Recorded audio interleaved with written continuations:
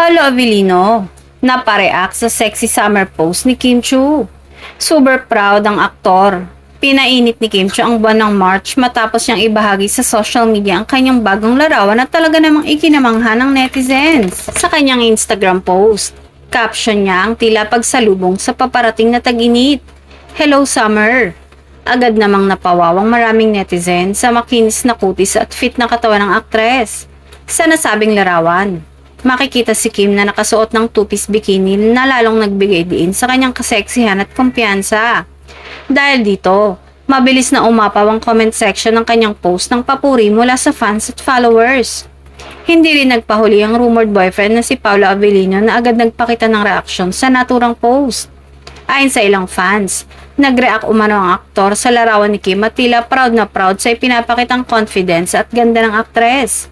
Marami tuloy sa kanilang supporters ang lalo pang kinilig sa simpleng reaksyon ni Paolo.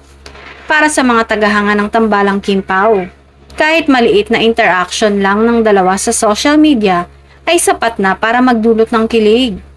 Samantala, patuloy namang pinupuri ng netizen si Kim hindi lamang sa kanyang kagandahan kundi pati sa kanyang healthy lifestyle at dedikasyon sa pag-aalaga ng sarili.